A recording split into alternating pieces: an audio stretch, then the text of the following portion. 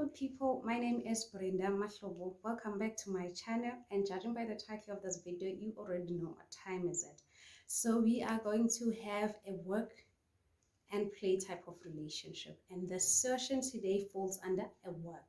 So we are going to be going through the new Z83 form, the form that is required when we are applying for the jobs in the public service here in South Africa. So every government department here in South Africa will require you to fill out this form. So at the end of this video, you will know how to fill it out. You'll know how to approach different questions. Okay, without wasting time and making this introduction be a bit long, let's just go straight to it.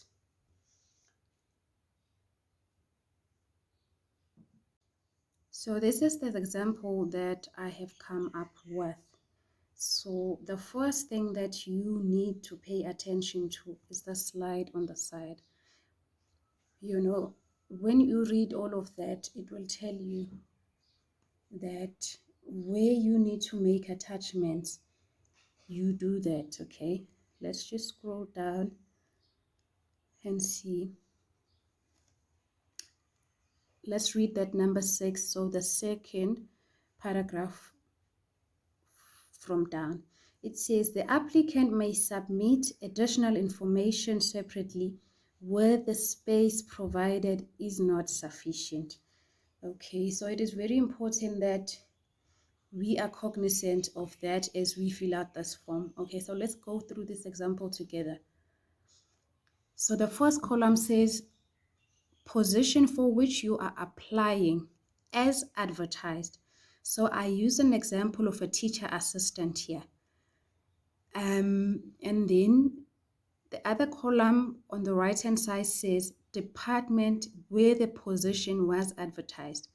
So you write it in full, Department of Education.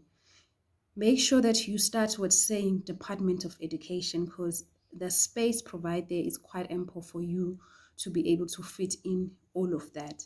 So don't just go and say education just because you're assuming that they know Uguti they required a department. So when I say education, it should make sense. No, just write it in full, Department of Education. And a reference number as stated in the advert, I came up with that. And then important one as well, it says if you are offered the position, when can you start? Or how much notice must you serve with your current employer? For me, who works in the public service, I am required to serve a 3 months notice. So I cannot just up and leave. I know some of you guys write immediately there. I'd advise you guys to at least put the exact time frames. You can even write 2 weeks. You know, you can even write 1 week. But I would refrain from writing immediately because immediately is not a time frame if you think about it.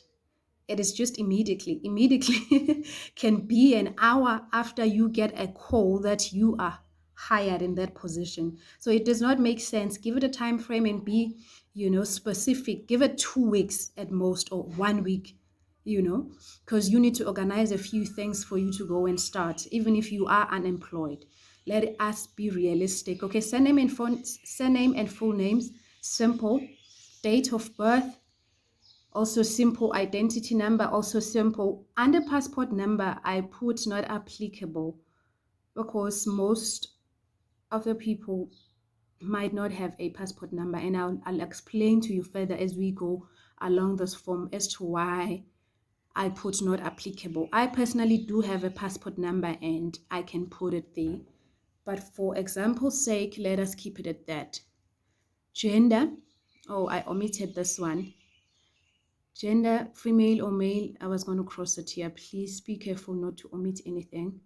So, do you have a disability? It's a no in this example. If you do have, you are going to click a yes.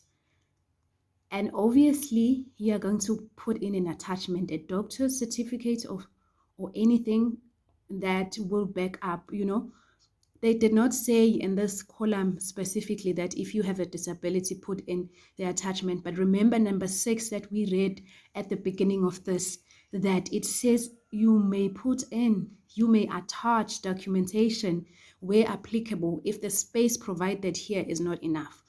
Okay, this is also a good one. Are you a South African citizen? Yes, I clicked a yes. If you are not a South African citizen, you are going to say no. And then if it says, if no, what is your nationality? Then you're going to specify your nationality. Okay, I clicked a yes, I am a South African citizen. And then the next column, I need to acknowledge the next column and say not applicable. Because for me to just leave it at a yes and then I leave the next column blank, I am not recognizing it. I'm not acknowledging that I am seeing that column. So it is very specific. It's very important that you put in the specifics that it is not applicable to you. Don't just leave it blank. Okay. So do you have a valid work permit? Only if non-South African. So if you had said no, you are not a South African citizen and specified your nationality, now to this question, you are going to say, yes, I do have a valid work permit, because I mean, how are you going to work in South Africa if you do not have it? So for me, because look at the message in those brackets, it says only if non-South African. So it is not applicable to me. I am not going to leave it blank and assume that somebody who's going to be reading this will know that I am a South African citizen. Then obviously, I mean, that does not apply to me. Duh. So that is why I'm going to leave it blank. No, you have to specify that it is not applicable. Again, you are acknowledging that column, even though it does not apply to you, but you acknowledge that you saw it. And then the next one, have you been convicted or found guilty of a criminal offense, including an admission of guilt? If yes, provide details. I clicked a no. And should you click a yes, then again, you are going to attach. For instance, some criminal cases will not really hinder you from getting a job. For example, if you had a case of drinking and driving while you were 18 or even 20, and now you are 31, you are applying for a position in the government department, I don't think that should be an immediate I don't think that should be an immediate disqualification. But if you attach details that are going to explain the nature of the offense, then perhaps people who are doing the shortlisting will have a clear picture of what is it that is going on. But if you just click a yes and not provide any documentation that back up or explains what kind of criminal offense, then I'm afraid it's going to be an immediate disqualification. Okay, moving on. Do you have any pending criminal case against you? If yes, provide details. I said it's a no. Then again, a blank column underneath, I needed to acknowledge it. It is not applicable to me. Have you ever been dismissed for misconduct from the public service? It is a no, not applicable.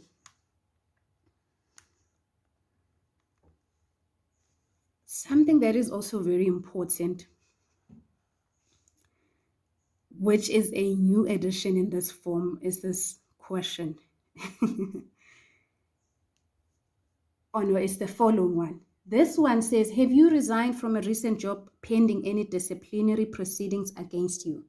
If yes, please note that the provisions of the Public Service Act shall apply. It says a no, and it is not applicable. And the second one, have you been discharged or retired from the public service on grounds of ill health or on condition that you cannot be re-employed? It is a no. And thank God there isn't a space underneath that needs for us to acknowledge with a note applicable. Are you conducting business with the state? Or are you a director of a public or private company conducting business with the state? If yes, provide details. Okay. This is actually a question that prompted this session for me. Let us read it again. Are you conducting business with the state, or are you a director of a public or private company conducting business with the state? If yes, provide the details. It is a no for me.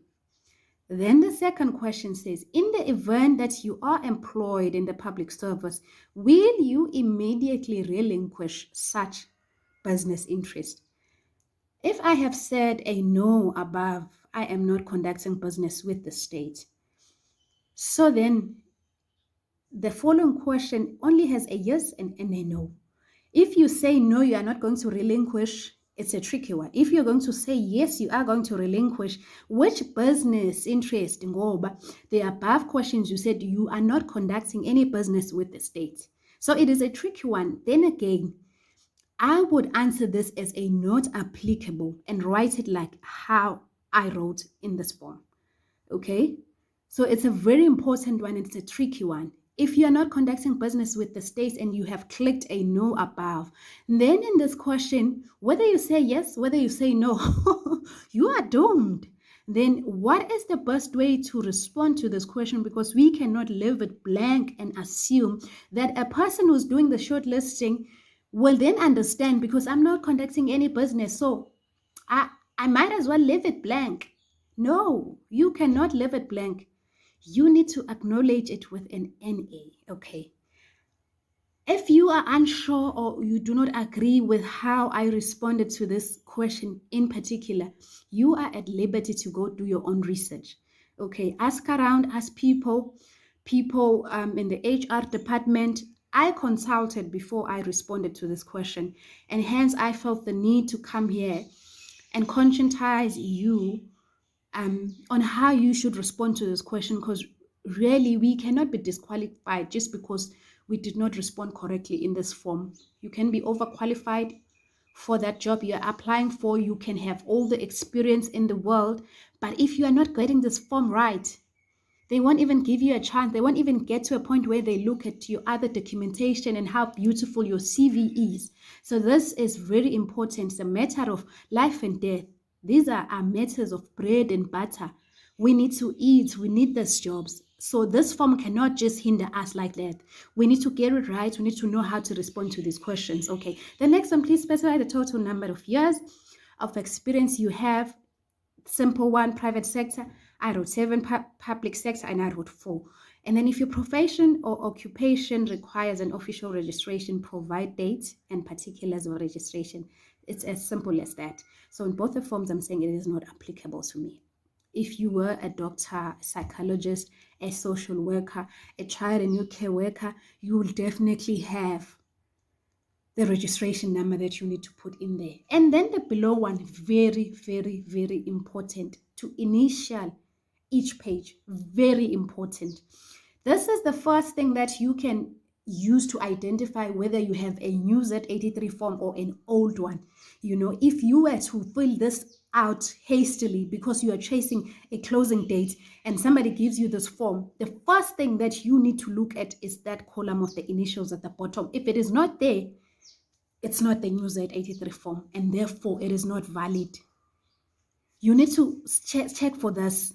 Should you be in a hurry because you're trying to, fill it out just, fast, which is something I wouldn't advise, because there's a lot of things here that you need to pay attention to. You need to do it thoroughly. Okay, so moving on to this page, the South African Official Language Proficiency. So this was also included in the previous Z83 form. So you write on top English, isiZulu, Afrikaans, isiXhosa, or Sesotho, Setswana, etc. Just for example's sake, because I didn't also want to drag this video too long, I only filled out the 3 columns. Okay. So, did I omit? I missed something. Yeah, I missed this one, because I want to link it with me starting with English down there. Okay, this page says contact details and medium of communications. Each applicant, okay, let's go to this column. Each application for employment form must be duly signed and initialed by the applicant. Failure to sign this form may lead to disqualification of the application during the selection process. Simple, straightforward. Okay, here, preferred language for correspondence. You can write any language there. Really, it does not matter. And when I wrote English. And then method for correspondence. This was also included in the previous Z83 form. But the telephone column was not in. I think it was fax, post, and email.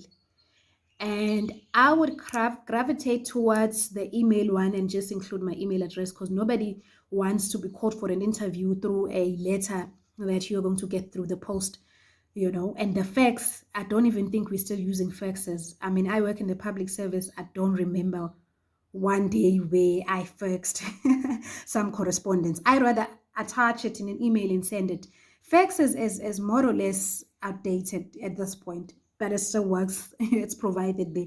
And should you wish to receive that communication through the fax, you are at liberty to do so. I mean, I clicked the telephone button and I'm grateful for that. Whoever was amending this form, thank you for including that telephone, because many a times we would click the email one and put our email addresses, but we end up getting called, which I'm not complaining about because it's the only thing that makes sense for me, really. If you want to reach me for an interview as fast as possible, call me. Okay, telephone, and then you put your contact number, easy. And then the languages as well. What I can say here in the languages, please be fair. Be fair, Lapha yangu Afrikaans, I said I speak it fairly and I can write or read it fairly. If I say good and somebody in the panel is an Afrikaans speaking person and then they speak a sentence and they ask me a question in Afrikaans, you'll never know, man. You'll never know. There's going to be like a standard set questions. We are still going to get to the point on how you respond to the questions in the interviews. We are going to get there. But please be truthful in how you answer this. The very important one, number E, formal qualification from highest to the lowest. And what we would often do previously with the previous form, because it would say, ignore if you have attached a CV. We would go with our rulers, man, and just scratch attach CV and then scratch that entire thing. Not to this new form. This one specifically says, you'll need to say, especially in this other one coming on below. But the first one, you write it. I just filled out one sentence. University of Zululand, Bachelor of Education in the year obtained 2015. You fill it, till the bottom. You fill it out. Uzufake ngisho your senior certificate, your matric, ifake, iyasho from highest to the lowest, okay? So I just did one example for time's sake. This is an important one as well. Also, attach a detailed CV.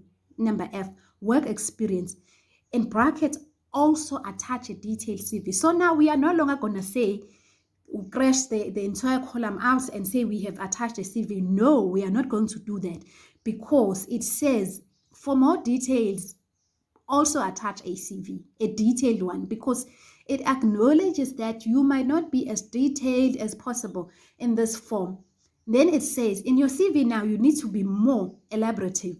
Okay, also you need to write it in full. I wrote it like Department of Education because I wanted to fit, but write it in full, even if you are going to overlap to the below line, it does not matter. Write Department of Education. Post held, I said it is an internship. Month, from and to. Month, it's March 2016 and March 2018. Okay, write all of this in full. Write all of this in full. And some departments will say, please attach, fill in handwritten, Z83 for handwritten. So it is very, very important that you read the instructions of each advert, okay? So let's move to, or still within F. If you were previously employed in the public service, is there any condition that prevents your reappointment? It is a no for me. If yes, provide the name of the previous employing department, and indicate the nature of the condition. It is not applicable to me. Also, the reference column, very important one. Very, very important. Very. It says references. You write name, and then you write relationship to you, and then you write telephone office hours. Okay, under name, I also omitted this one. I should have written the actual name as in like Sbusiso Kumalo. Please pardon me with that one. Under name, you write their names, Sibusiso Khumalo. Relationship to you, then it's a supervisor. I just was thinking, I need to have somebody who's a second manager. Remember, I wanted the synergy from the post we are applying for, which is a teacher assistant. Hence, even my qualification. I have a Bachelor of Education, I just wanted that, for things to make sense. So please, we write the name there. Please don't come for me. I apologize for it. You write Sbusiso Khumalo, not just second manager. Relationship to you, Sbusiso Khumalo was my supervisor, and then a telephone number. Very, very important. And I would also advise you put in the office numbers, and then we can then move to cell phones when they say, no, we are calling the office number, but we can't get a hold of Mr. Khumalo. Can you furnish us with the cell phone number? Because remember, you can't just put in people's cell phone numbers just willy-nilly like that, but a office number is open to the public. So either way, people will have that. Okay, so please again write the actual name and surname there. Please, please, please. Very, very, very important. Very important. Okay, declaration now. You need to declare that every information that you filled up above is true. How do you do that? You do that by putting in a signature and a date. If this form is not signed, then you are not, it's not valid. It cannot stand, basically. And you put in a date. Again, the initial column, very, very important, and then you put in your initials. This brings us to the end of this important session. This session is going to fall under a series that is called the job preparedness or the job readiness. So I'm going to come again with another relevant topic to this. And this brings us to the end of this video. Please share this information with your mates and other socials. And also, if you like this video, give it a big thumbs up. And also, go ahead and subscribe. I mean, sis, bro, dude, we're still going to have more important sessions. Why not subscribe to the channel? And also any comments if you want to understand further why I approached that particular question the way I approached it, please, you're at liberty to do so. If there's anything you need clarity on, or you've heard from someone else that this is how you should approach it, please, anything, just please give it a comment. And thank you so much. Until the next video. Bye-bye.